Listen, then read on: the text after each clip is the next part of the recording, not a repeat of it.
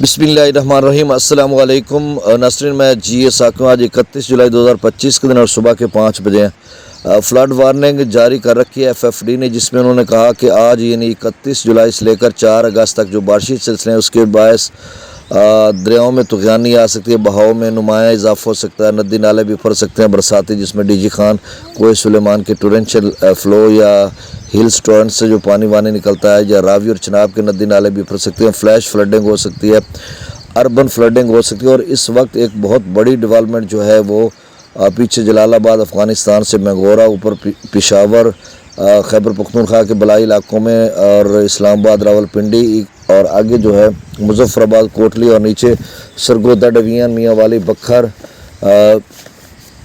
इसके अलावा रावलपिंडी डिवीज़न के साथ साथ जो है Gujrat division, Gujranwala division, Lahore division, Sahiwal division, इन तमाम इलाकों में है और इस वक्त सरगोदा में है। और अगले 2-3 घंटों में ये डेवलपमेंट जो है वस्ती पंजाब की तरफ मूव कर रही है और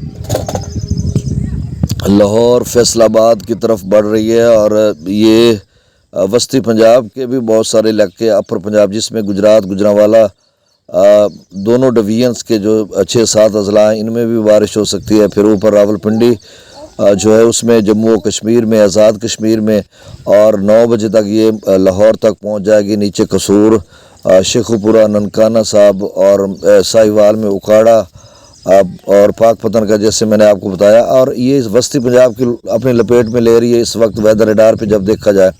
और बाकी ये तकरीबन वेदर रडार तो यही बता रहा है, बादल बादल तो बिखरे हुए हैं, लेकिन ये डेवलपमेंट अहमदपुर से या कबीरवाला के दरियाई बेट के इलाकों तक शायद महदूद रह जाए, या आगे मियाँ चन्नू तक। बाकी मुल्तान में, मुजफ्फरगढ़ या रहीम यार खान, डीजी खान, या आगे बहावल नगर वाली साइड पे ये डेवलपमेंट वेदर रडार नहीं दिखा रहा। अब चली जाए या इंडिया की तरफ से कोई और आ जाए तो इस बारे में मैं कुछ नहीं कह सकता। इसके अलावा जो है वो सिंध में आज मौसम खुश्क है, कोई डेवलपमेंट नज़र नहीं आ रही। डिटेल के साथ आपको 8-9 बजे के करीब अपडेट करूँगा। अब दरियाओं का डाटा शेयर कर देता हूँ। मेरे इस चैनल चश्मे साकी को सब्सक्राइब कर दें, बहुत शुक्रिया।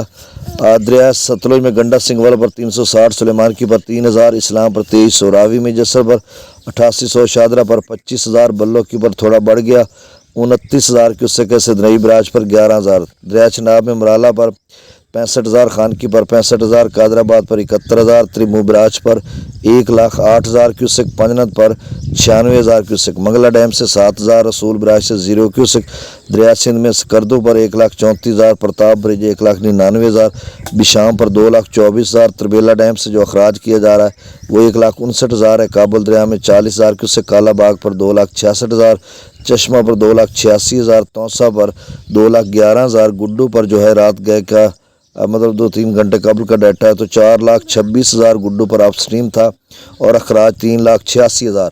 और चाचना पुल पर भी 4 लाख से ऊपर था, लेकिन चाचना पुल पर 4 लाख से ज़्यादा था। तो अब मेरे ख्याल में वहाँ पर भी लेवल कम होना शुरू हो गया होगा जब नया डाटा अपडेट होगा।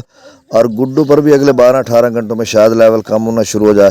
अभी गुड्डू पर जो अखराज है वो 3,86,000 है, आमद 4,26,000 है, सक्खर पर जो आमद है वो 3,38,000 है, अखराज 2,82,000 है, कोटड़ी पर अखराज 29,000 के। उससे कुछ दोस्त पूछते हैं कि कोटड़ी कहाँ तक जाएगा, भाई 2 लाख के आसपास तो रहेगा ना कोटड़ी।